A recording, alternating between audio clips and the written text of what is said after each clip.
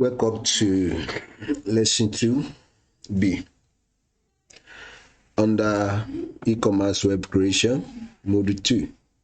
So the topic we are treating right away is how to install and set up Woocommerce plugin. I told you earlier that we are selecting Woocommerce among many because it is the most popular among them. Most popular and available. It is free. The plugin is free. You don't need to purchase it.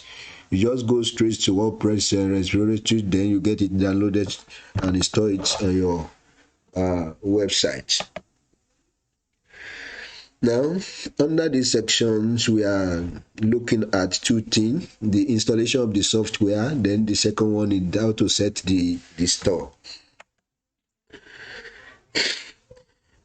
Right now, we want to install the plugin. This is what we call Woocommerce. Then this is the logo anywhere in the world. Wherever you see this thing in the world is Woocommerce logo, and this is their brand color. So how do we get Woocommerce installed on our website? The first thing is to navigate to WordPress admin dashboard from the side menu. From the side menu, I think we should go there right away and check it out. So let's go to our browser. Go to the browser now. Already I've installed it, but for the purpose of this training, I will want us to do something to look at it. So this is your admin dashboard. Then this is the side menu. So let's do it this way. Now you want to install Woocommerce. You type Woocommerce, then leave it, let it refresh and load.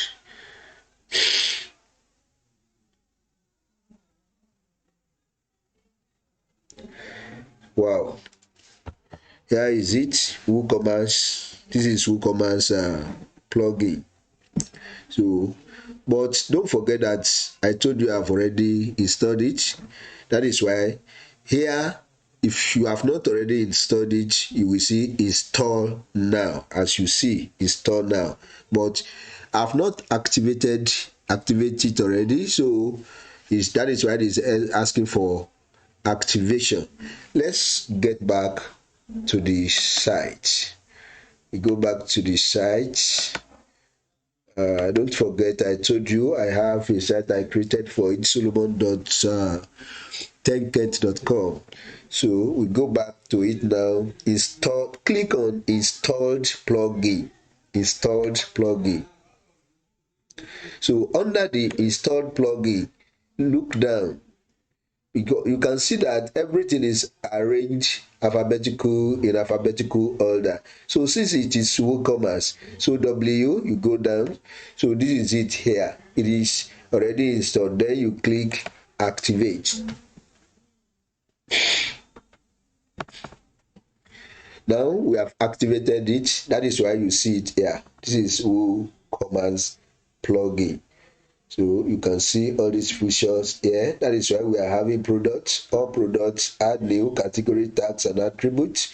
So here we see orders, customers, coupon, reports, settings, status, and extensions. Now we have already installed it. We have installed it now. So we have done the first part of it. So let's move a little bit further. So that is the setting. So before you can start selling, there are other things like pages, payments, currency, and shipping information you need to set up. So after the installation, you will see welcome to Woocommerce. So on your admin page screen, so we just click run setup wizard. So we can't find this one in the one we are using for the practical right now because I've already installed it. But when you are doing your own, you will see it this way. you will see run setup wizard. Just click on run setup wizard. You will see something like this. So follow the wizard prompts to the other for other setting. Then after you have clicked it, it will give you this. Then you click let us go.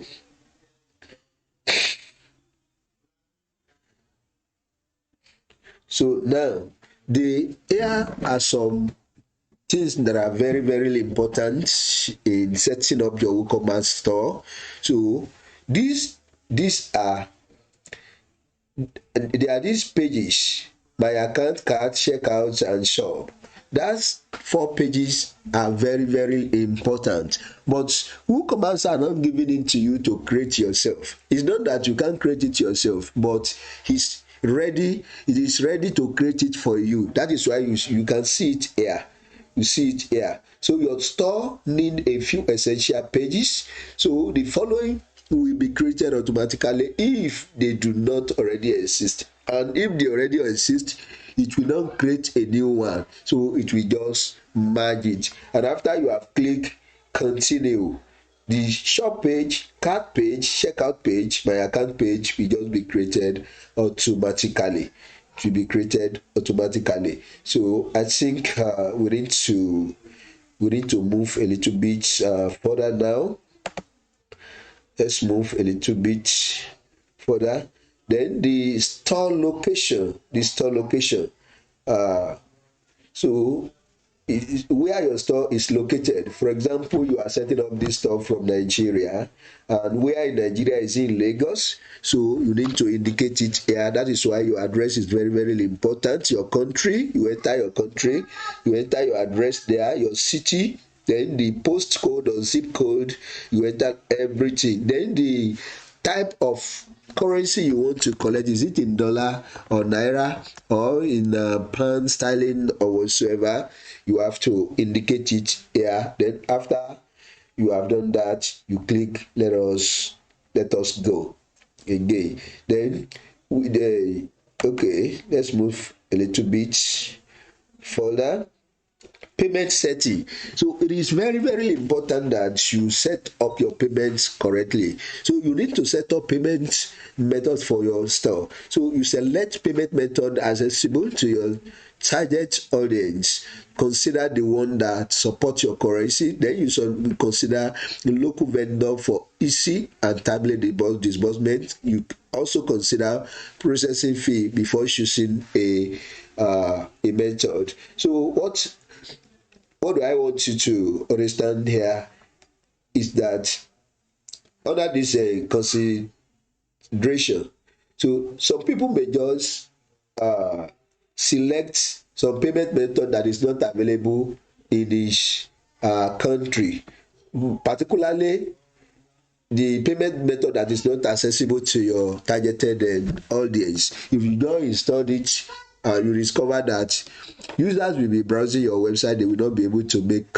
purchase because there is no means. The means you provide for them to make purchase is not available to them in their region. So secondly is that you consider the ones that support your currency. So there are some other payment method. Take for example, for Nigerians merchants, PayPal does not support naira.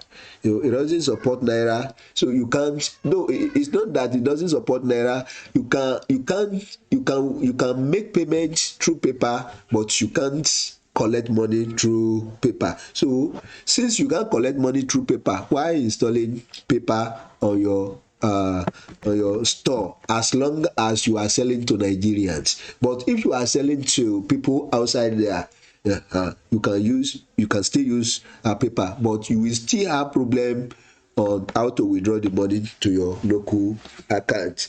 Thirdly, so the local vendor for easy and timely disbursement. So the reason for this is that once you choose some vendors, like let me say like PayPal, like Stripe, they may collect money for you truly, but before they disburse your money, maybe going to 3, 4, 5 or a week. 3, 4, 5 days or a week. But we have the like of remitter in Nigeria. We have we have a Paystack, we have Flutterwave, and so on and so forth. They are local merchants, so you can select them. And if you use a Paystack on your website, virtually I have the confidence that within 24 hours they will remit your money to your account. Then lastly there is that you should consider the processing fee. Some are collecting 3%. That is, if someone buy something from you at the rate of 100 naira, that shows that they are taking away some whooping amount of money at 3%. But I think Paystack is collecting 1.5 or whatsoever. Then Flutterwave also, they are more, I think it's more cheaper. So all these things you have to consider, because as a startup, because you want to solve a problem for people. You know, other thing you need to check here is shipping. Let's go to the next one is shipping setting. When you are trying to create an e-commerce website, more especially when you are about to be selling physical goods, so you must also consider method for shipping, because when users or consumers purchase any products on your website, they will be expecting you to deliver the products to them. So that is the essence of the shipping management. So Woocommerce is available for selling both digital downloadable goods and physical products, but indicate by checking the box. So when you are setting, you have to indicate and let the software know that either you are selling the downloadable product or you are selling physical product. And once you click downloadable product, then everything about shipping will get disappear. But when you click physical products, then they will give you shipping option. You'll be able to enter some shipping methods here. So leave it unchecked if you want to sell only digital goods. So as long as you are selling only digital goods, then you don't need to check all those places. Then you enter your shipping and tax information. So personally, you must have to understand what is convenient for you in terms of shipping. You are selling directly from Lagos to Abidjan. Then from that Abidjan, how do you deliver your products? You must be able to add the shipping rate and tax with the price of your product, so before you can make a successful delivery. So after you have completed all those things, this is what you will see. Your store is set up and your store is ready. This is exactly what you see. So I think we are done with that. The next video will show you the practical part of it.